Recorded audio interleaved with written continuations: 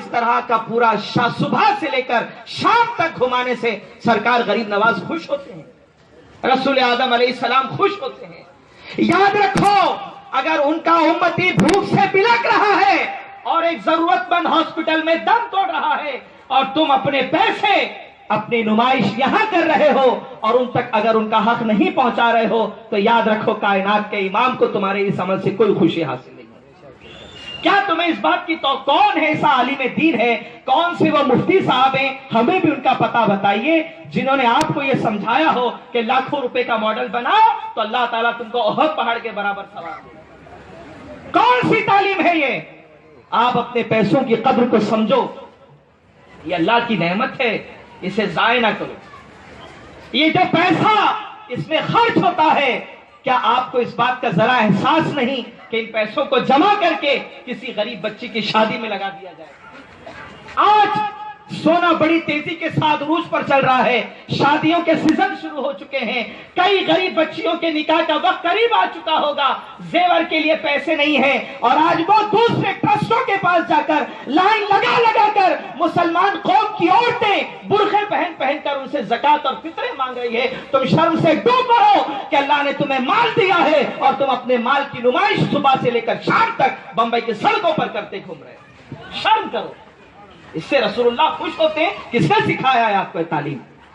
کون بولتا ہے کہ غریب نواز اس سے خوش ہوتے ہیں کہ تم 5 لاکھ کا غریب نواز کا گنبد بناؤ اور ممرا پوری بمبئی کے اندر اس کو گھماؤ، سرکار غریب نواز خوش نہیں، اس سے خوش نہیں ہوتے۔ رسول اعظم علیہ السلام کا اگر امتی پریشان ہے اور تم اس کی پریشانی دور کرنے کے لیے اپنے گھر سے نکلتے ہو تو یاد رکھو، اللہ کے نبی علیہ السلام نے فرمایا مبارک ہو وہ انسان، خوشخبری ہے اس انسان کے لیے جو میرے امتی کی پریشانی کو دور کرنے کے لیے گھر سے نکلا۔ دنیا کی نظر میں وہ گھر سے نکلا، مگر اللہ کے رسول فرماتے ہیں کہ اس کو جہاد کا ثواب اللہ پاک عطا فرماتا ہے۔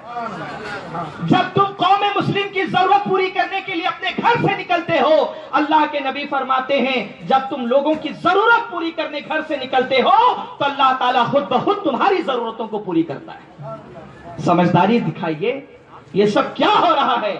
آج قوم کے پاس بہت پیسہ ہے، لیکن افسوس اس کا مس یوز ہو رہا ہے، اس کا غلط استعمال ہو رہا ہے۔ کیا ہی اچھا ہوتا کہ اگر ہم ان تمام پیسوں کو جمع کر کے کسی ایک ایسے جوان کو بزنس کے لیے دے دیں جو آج پڑھا لکھا ہو کر بھی چرسی بنا ہوا ہے، کورس لے رہا ہے، نشے میں ڈوب چکا ہے۔ کیوں؟ اس لیے کہ اس کی ڈگریاں آج اس کو فائدہ نہیں پہنچا رہی ہے، تعصب کی بنیاد پر کہیں اس کو جاب نصیب نہیں ہو رہی ہے۔ نتیجہ یہ ہو رہا ہے کہ ہمارا پڑھا لکھا ہوا نوجوان آج ڈرگس لے رہا ہے، نشہ کرتا ہوا آج ہمیں نظر آ رہا ہے۔ کیا یہ ہماری اخلاقی ذمہ داری نہیں ہے کہ ہم ان بچوں کو اس ماحول سے نکالیں اور نکال کر جو قوم اللہ نے ہمیں مال اور دولت دیا ہے وہ دولت اسے دے کر اس کی پیٹھ کو مضبوط کریں تاکہ ہمارا کلمہ پڑھنے والا بھائی کسی کے آگے بھیک نہ مانگے، کسی کے آگے ہاتھ نہ پھیلائیں اور اپنی خود کی ذمہ داری کے ساتھ اپنی زندگی کو وہ گزارتے ہوئے نظر آئے۔ بند کریے یہ سب تماشے، کس نے سکھائے؟ دیکھیے ایک بات ہمیشہ یاد رکھیے گا، میں اپنے ان جوانوں سے کہتا ہوں جو نشے کے عادی ہو چکے ہیں، یہ جاہل قسم کے لفنگے پیروں نے ان کو عادت ڈال رکھی ہے اس کی۔ لگا دم مٹے غم، کون بولتا ہے کہ دم لگانے سے غم مٹتے ہیں؟ پیارے غم بڑھتے ہیں اور ایک دن ایسا آئے گا کہ یہ غم تیری موت کا سبب بنے گا، اندھیری کوٹری میں تجھے لا کر ڈال دے گا۔ کہاں تم چرسی پیروں کے چکروں میں پھنسے ہوئے ہو؟ کس نے سکھایا ہے؟ تمہیں شرم آنی چاہیے کہ غریب نواز کے آستانے پر دنیا اپنے مسائل لے کر جاتی ہے، تم چرس پینے کے بہانے اس آستانے کو بیٹھ کر ناپاک کرتے ہو۔ شرم کرو، یہی بمبئی کے نوجوان جاتے ہیں، یہی تمہارے 3 نمبر 5 نمبر 8 نمبر جتنے بھی نمبر ہیں بمبئی کے، یہی کے نوجوان، پتہ نہیں ان کو کس نے سکھایا ہے کہ صوفیانہ نشہ ہے۔ استغفر اللہ، صوفی اور نشہ کرے؟ توبہ توبہ۔ اسلام کی تعلیم یہ ہے کہ ہر نشہ حرام ہے، لیکن آج جو جوان نشے کی لت میں لگے ہوئے ہیں آپ ان کی فکر کیجئے، یہ رسول اللہ کی امتی ہیں، یہ آپ کے ایمانی بھائی ہیں، یہ ہماری اخلاقی ذمہ داری ہے کہ ہم ان کے لیے کچھ نہ کچھ ایسے پلان کریں تاکہ یہ نشے کی دنیا سے باہر نکلے اور اپنی زندگی سکون کے ساتھ جیے۔ میرے بھائیوں،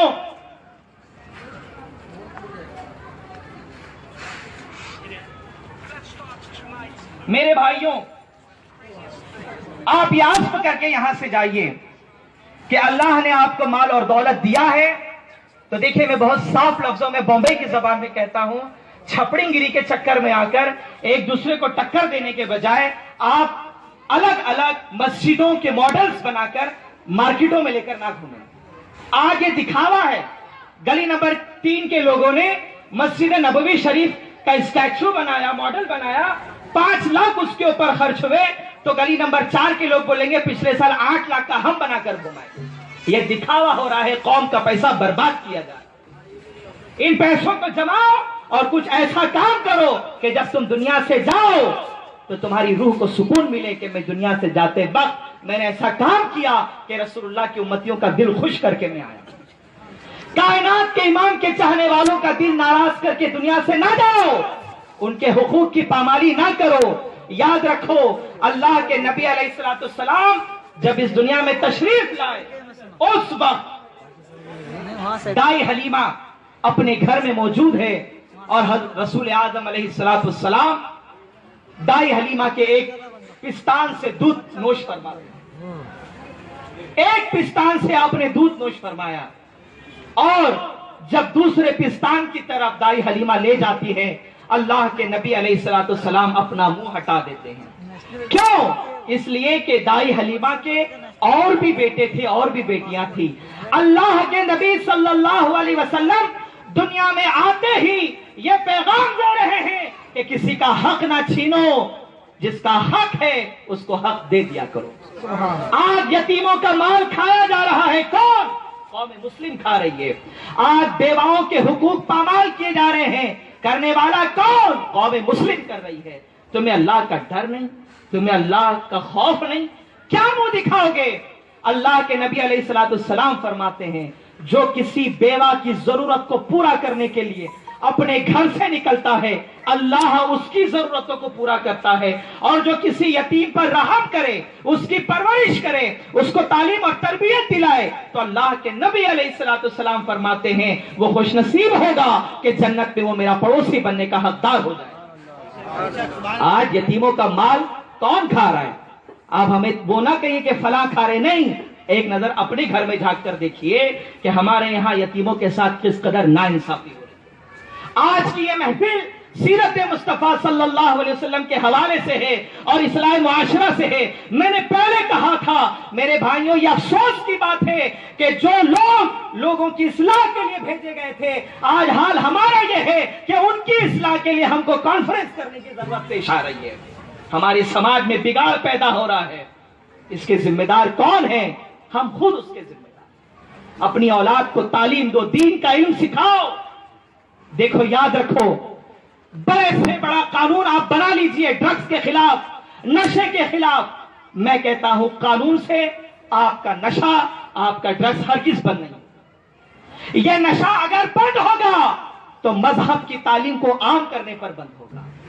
آپ شاید بھول گئے کہ جب مدینے میں رسول اللہ صلی اللہ علیہ وسلم کے زمانے میں وحی نازل ہوئی، کوئی قانون نہیں بنا تھا، لیکن جب دینی تعلیم عام ہوئی تو دنیا جانتی ہے کہ مدینے کی گلیوں میں اور راستوں میں شراب بہ رہی تھی۔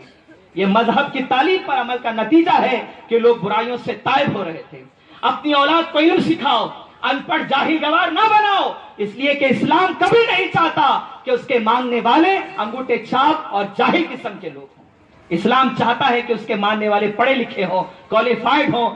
ہر ملک کی ترقی کا سب سے بڑا راز جوان ہوتا ہے، اور آج جوانوں کو ایک سازش کے تحت نشہ پلا پلا کر ان کی جوانیاں برباد کی جا رہی ہے، اور ہمارا جوان یہ سمجھتا ہے کہ نشے سے اس کو سکون ملتا ہے۔ نہیں نہیں پیارے، لوٹا اس سے پہلے کہ یہ دم تیرے لیے ہمیشہ کے لیے بوال کا سبب بن جائے اور تجھے قبر کے اندر سلا دے، توبہ کر۔ میری آواز جہاں تک جا رہی ہے، میں اپنے جوانوں سے کہتا ہوں، میرے بھائیوں، اللہ کے واسطے رسول اعظم علیہ السلام کی سیرت اور ان کی تعلیم کو اپنی زندگی کے اندر نافذ کرنے کی کوشش کرو۔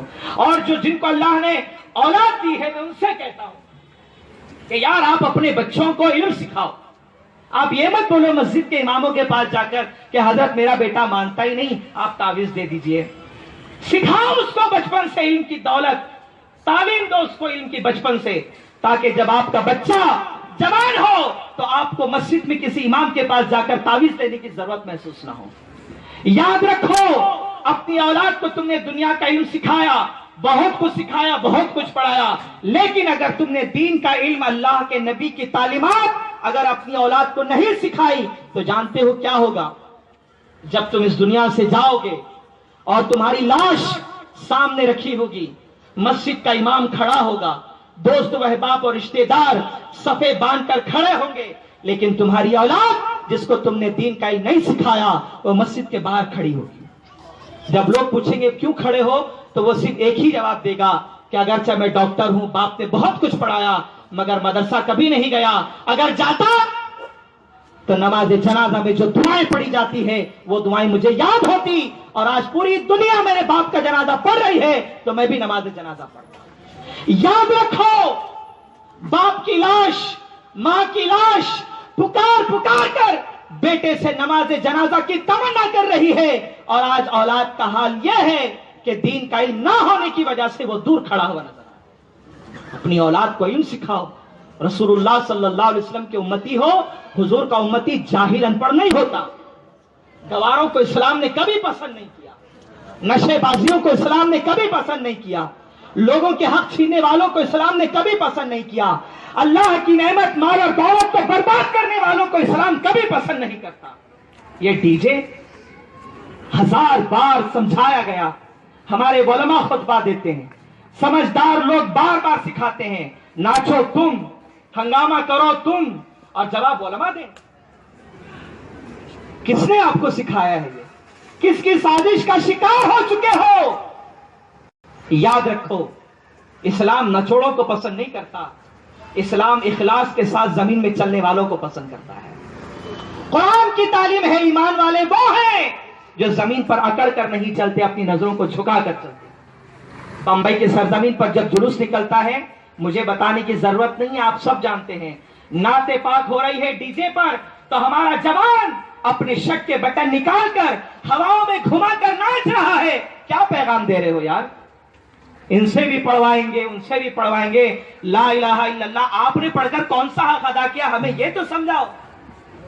तुमने कौन से तीर मारे कलमे पढ़कर सलाम का नाम बदनाम कर रहे हो?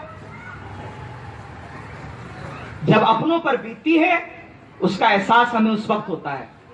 आप किसी इमरजेंसी से जा रहे हो, मैयत में या फ्लाइट पकड़नी है, कोई जरूरी काम से जा रहे हैं, ट्रैफिक जाम है और आगे किसी मजहब का जुलूस जा रहा है, उस वक्त मुझे अच्छे से पता है कि आप खामोश नहीं बैठते, न जाने कितनी गालियां आपकी जुबान से निकलती है, इसका एहसास है हमें। सोच लो, रसूल आदम अलैहिस्सलाम की तालीम नहीं है कि मेरे मिलाद में रास्तों को जाम कर दो, ट्रैफिक रोक दो, कि पीछे जो जरूरतमंद है वो चिल्लाते रहे, तड़पते रहे, लेकिन तुम इसी तरह नारेबाजी करते रहो और लोगों के हुकूक को पामाल करते। ये इस्लामी तालीमात नहीं है। जुलूस निकालिए, जरूर निकालिए।